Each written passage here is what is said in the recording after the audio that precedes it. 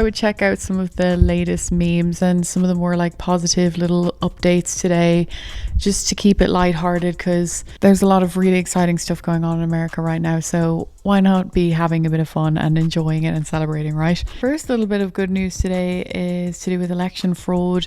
Minnesota election judge arrested for allowing 11 unregistered voters to cast ballots in 2024 election. Quite significant, a judge being arrested. A great sign. I'm sure everybody wants to feel like they can have trust in the election process, so that's really great. One of the latest photos, which is, I just love it, it's getting torn apart online, is RFK Jr. in the plane with a McDonald's. Obviously, it's a well-known thing that Trump loves a McDonald's, and it's a well-known thing that RFK Jr. is into his health. So this picture here has just been annihilated by people. RFK Jr. looks like he was just offered drugs and was told all the cool kids are doing it. Brilliant. So besides that, another thing to do with Kennedy is people have been calling out the New York Times fact check, because Kennedy mentioned, I think it was in one of his latest video releases, but basically he mentioned that Fruit Loops in America have like this really long list of ingredients and artificial ingredients, whereas in Canada it's like 3 ingredients or something. Basically he was saying it's a lot more unhealthy in America than it is anywhere else. And the New York Times fact checked him. Mr. Kennedy has singled out Fruit Loops as an example of a product with too many artificial ingredients, questioning why the Canadian version has fewer than the US version, but he was wrong. The ingredient list is roughly the same, although Canada's has natural colouring made from blueberries and carrots, while the US product contains red dye 40, yellow 5 and blue 1, as well as butylated hydroxytoluene, or BHT, a lab-made chemical that is used for freshness, according to the ingredient label. Jack Pozzo, spitting out my blackout coffee after reading this NYT fact check of RFK Jr. It's mad. It's mad. It's like there is a certain level of some people will just have an issue with anything that anyone to do with Trump says, no matter what it is. It's like gotten to the point with some people where if Trump was like, I'm actually really pro-abortion now, that they would all be like, no, you evil demon, like we're anti-abortion. It's so, they've become like so contrarian. This tattoo and the quote, yeah, that'll show him. Trump is not my president. I cannot fathom having the name of someone that I hate like on my torso like that. Like that is just mental. Okay, so I didn't know this. Remember when Hillary said this about Trump? We could use someone like Donald Trump as president, someone who could not be bought or changed. 1994, Hillary Clinton. That is just crazy. And she was very astute in her description, because yeah, like that's what people love about him, is that he can't be bought, he can't be changed. He's been the same for decades now. He's been saying the same thing, talking the same way. Yeah, that's crazy. This is so funny. So a cruise ship offers Democrats multi-year escape from reality package after Trump victory. So apparently this is the first 4-year world cruise that has ever been offered. Villa V Residences releases Tour La Vie, the 4-year world cruise, starting at just under $40,000 per year. And you know what? That's actually not that bad, because I think they'll get all their food, all their drink, everything that they need throughout the whole year.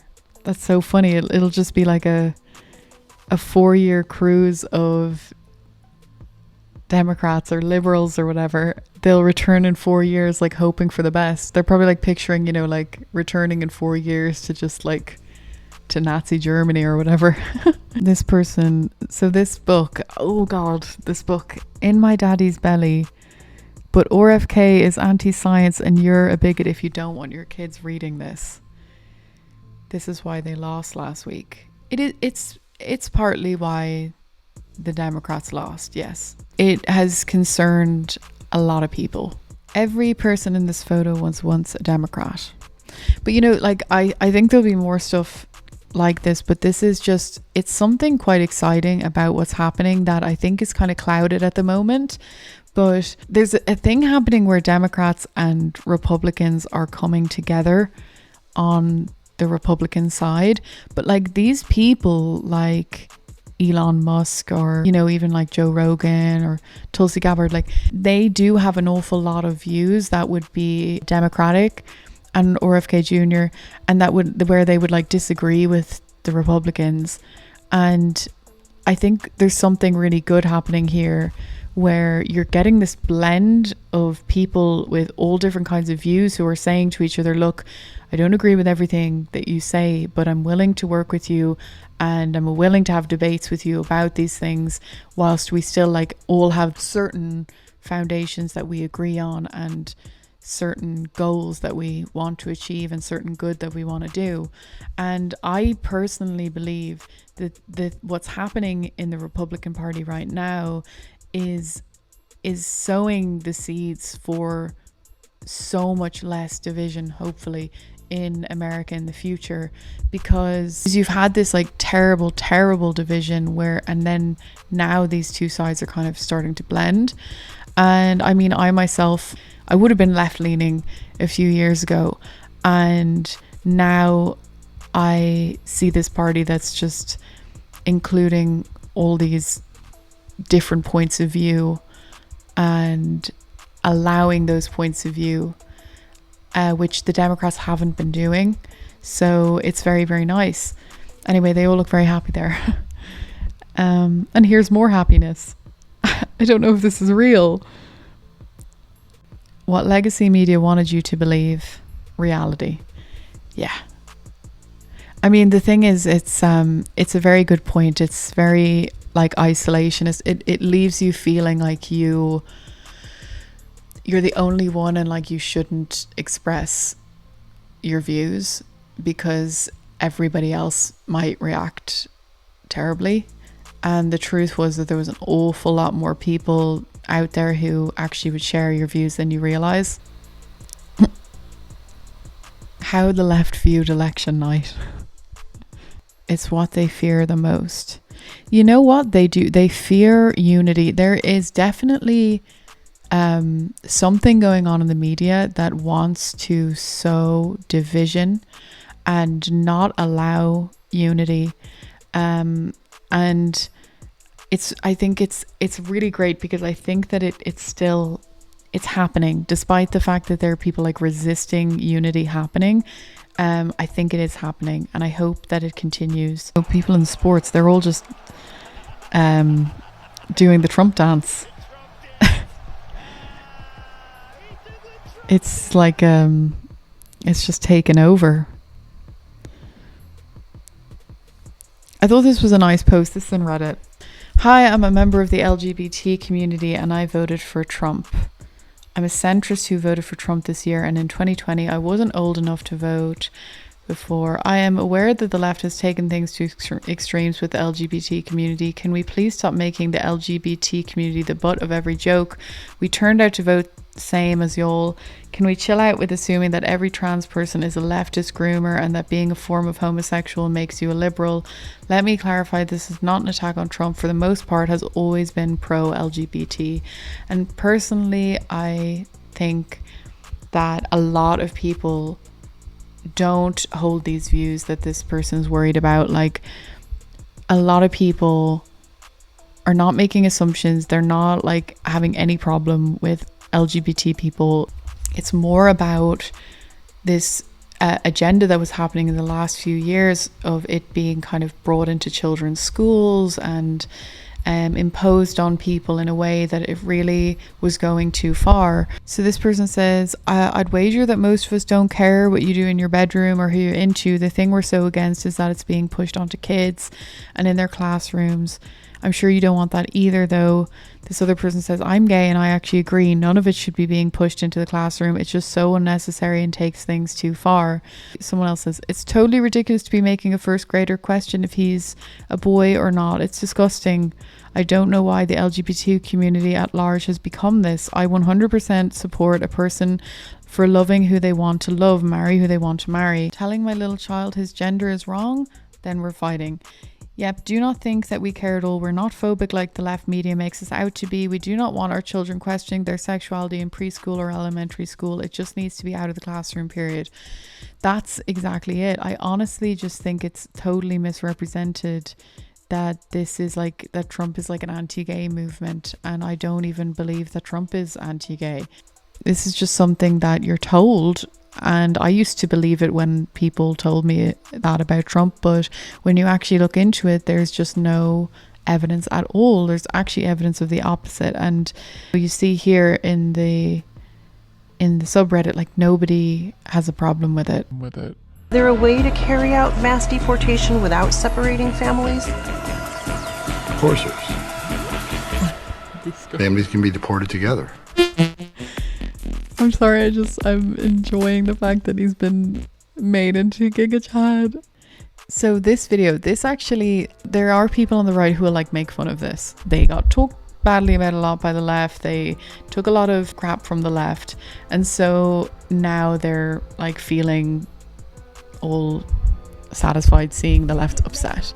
But personally, like, I find this hard to watch because I know that these people, like, they have been misinformed. They've believed certain things that are awful to believe. Like, when you put yourself in their shoes, unfortunately, they've been susceptible to lies from the media, etc. And a lot of these people, they'll have very good intentions. They'll actually want a lot of the same stuff that we want. But they've been misinformed, and they truly believe that the majority of their fellow citizens chose to vote for a misogynistic, racist dictator, basically like the next Hitler. Imagine how awful that must feel to believe that about the majority of the people in your country, and to believe that that's what you're in for over the next 4 years is basically like a Hitler dictator guy. I mean, it's so unfortunate because they must feel so hopeless about America and American people, and it's all come from this terrible manipulation of their ideas and their emotions. And I will forever stand by the fact that I really feel that the Democrats hurt their own voters the most of anybody by lying to them.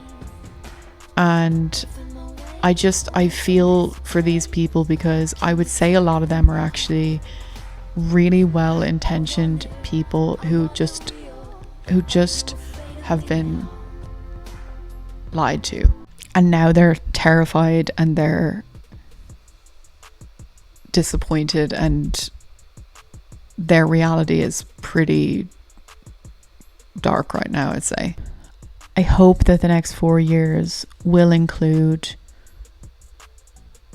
mending some bridges and stopping some of the division, especially if Trump's team manages to really like root out some of the corruption going on in the media in particular.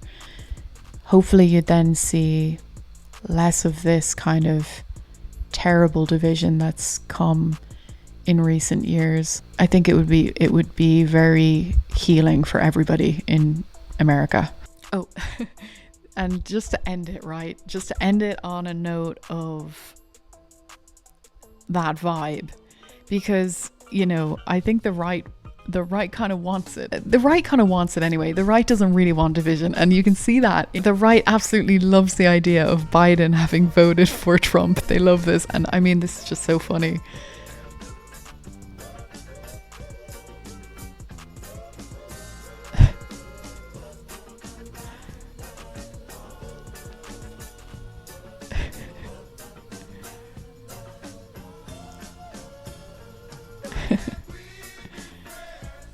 Isn't it like nice to think? Isn't it nice to think, you know, the Democrat president and the new Republican president just enjoying a bit of ice cream together, you know, going on a little hike together. Best buds. I'll end it with that. Thank you for watching, and please like, share, comment, subscribe. All that stuff really helps me, and I'll keep sharing political content. Tell me what you would like to see. Tell me what you enjoy, what you don't enjoy. I'm here to listen, and just thank you. Thanks for your support.